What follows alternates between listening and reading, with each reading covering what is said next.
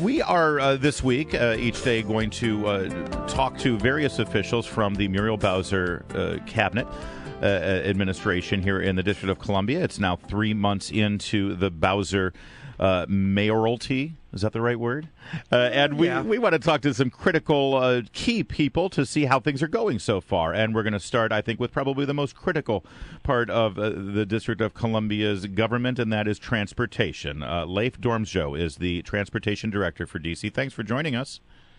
Hey, great to be here, Larry. So last time we had you, well, you know what, before we get to the streetcars, because I don't want it to get ugly, I want to start with something good, and that is the potholes. I got to be honest, potholes were nasty. We had a bit of a rough winter in terms of a lot of snow and salt and issues on the streets, and you started this pothole palooza to fill up a lot of the potholes. I've been driving around the city the last few days. I got to say, it's pretty good. How's it going so far? It's going really well. You know, we launched the war on potholes on March 25th. So I got the mayor to declare war on potholes, and she was very willing to do so.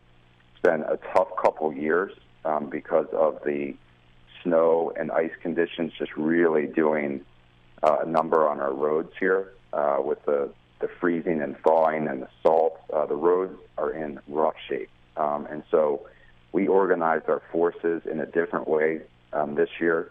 Historically, we kind of sent everybody, out in a somewhat chaotic, reactive way. This year, we got everybody organized early. We established a game plan that really takes care of the most heavily trafficked roads first. Then we move on to the secondary roads, kind of broke it down much more systematically. The troops have really responded well. Yeah. I mean, if you see folks out there, our crews are working hard. Yeah, there was a pothole on Military between Connecticut and like the top of Rock Creek Park there, northern end of Rock Creek. It was the size of the Grand Canyon. It was ugly, and you guys took care of that. I think the first day, pothole palooza. There is one thing though. I mean, even though the potholes are filled now, it's still very bumpy. You know, is there any plan to actually smooth out some of these major roads that have had to be filled in? Yes, there is. I looked at the condition of the local roads, and it's very measurable. We have an index for that. In the past 3 years, the rating for the local roads has really been declining. And so I've been working with the mayor. We've put in a proposal to the city council that'll give us a shot in the arm in terms of those pavement restoration projects. Patching the potholes is one thing, but actually fixing the road, putting in a protective layer of asphalt that smooths out the ride, but also just makes it safer. I mean, that's ultimately what we're in the business of doing here. So I feel like I'm getting the support. I think it's going to be a busy spring, but then into the summer and fall, we're going to be doing more of that milling where we shave off the rough asphalt, and we pave and put another riding layer in there as well. So Gotcha. It's not just potholes; it's got to be bigger than that. Well, Leif, I'm glad to see the city takes it so seriously. I do a lot of traveling, and I'll tell you, I think you do a pretty decent job here. I was up in Rhode Island recently, and of course, that region was just pummeled by snow, and the roads there. I mean, there was a pothole every few feet. And I don't think people realize just how damaging a really bad pothole can be. It ruin your day, blow a tire, bend an axle. It's a big worse, deal. Yeah. Indeed. Can we shift to streetcars real fast? Because last time we had you on, it was your first visit with us. I think you had just taken the job about a few weeks in.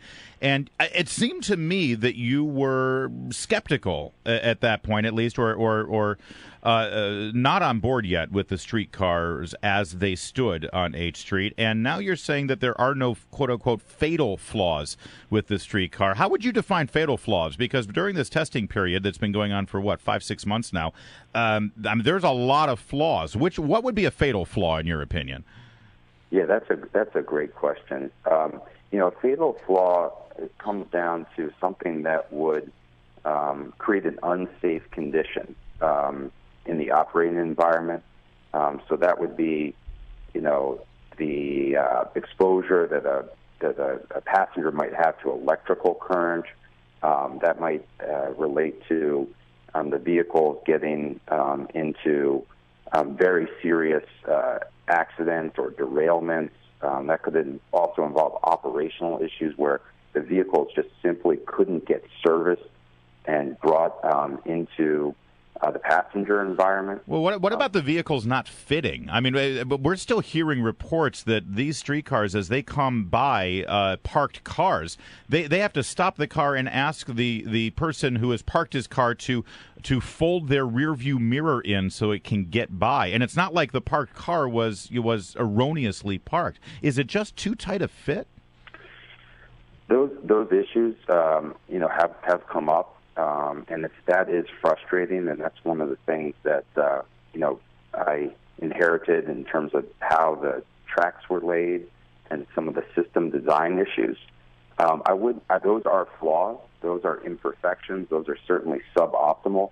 I think as I spoke to you guys last time, I said I wouldn't have done it this way. Right. But you've got to balance that out with what's the appropriate or proportionate response. So that's an issue, but it's a relatively minor one. We can correct that with education. We can correct that with enforcement. We can get people. We can get a procedure where an operator can come out of the vehicle safely and push a rear view mirror back without damaging the vehicle, and then they can move on. I mean, we can address that. It's an annoyance. It's an inconvenience. You certainly wouldn't want to have that if you were, building the system out, with the thoughtfulness that I demand. But I've got to weigh all these issues, and the idea that we would scrap the whole program because we have, these interface issues with people's side mirrors. I just don't think is reasonable. So that's why I got the experts in there to really do a deep dive and understand if we had something critically important or pressing that was going to challenge just the very existence of the streetcar system. Leif, what's the plan to get riders on this streetcar system? I mean, we can't have a system that is empty over time. It's going to have to be financially solvent. And what's the plan here to get people on board? Well, what we're doing right now is we're regrouping. I've got a different set of folks helping us out to get the service launched. I think the key to getting passengers with transit, and it speaks to streetcar or any other system that you're running, is reliable service. If we can maintain very predictable headways, that's the frequency of service. So if we can hold to a 10 or a 12-minute arrival, so that people don't even need to know the schedule. They just know that there's going to be a streetcar at the platform every 10 minutes. That will really drive passenger take-up, and that means we have to have the right SOPs. We've got to have those vehicles fit for service. We've got to have the right labor component. It's really reliable service is the best way to market your transit business. Leif Dormsjo, we got to leave it there. We still have plenty more to talk to you about, though, so we would love for you to come back and join us again. Transportation is a critical issue in the district, and certainly a critical issue to everyone listening right now as they make their way into Washington. So please don't be a stranger. Plenty more to talk to you about, but we do appreciate you joining us this morning.